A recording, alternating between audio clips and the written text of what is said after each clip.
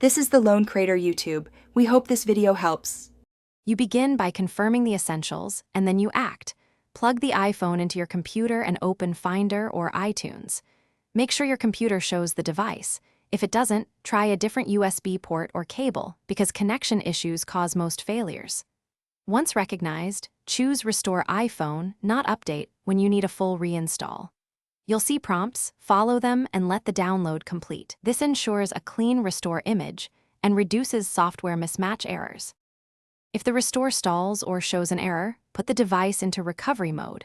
When that fails, enter DFU mode for a deeper reinstall. You do this with button sequences specific to your model. Follow on-screen timing carefully, because timing matters.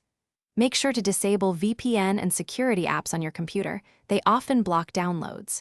If iTunes can't fetch a firmware, manually download the correct IPSWA and select it while holding Option or Shift to force the restore. This avoids corrupted downloads. When the restore finishes, set up the iPhone as new initially. Make sure it boots to the home screen and connects to Wi-Fi. If stable, you can then restore your backup. This isolates software issues from data issues. If problems continue, try the entire process on a different computer to rule out machine-specific blocks and capture the exact error codes. If errors repeat, contact Apple support with the code and steps you tried, because diagnostics can reveal hardware faults versus software corruption. Thanks for watching.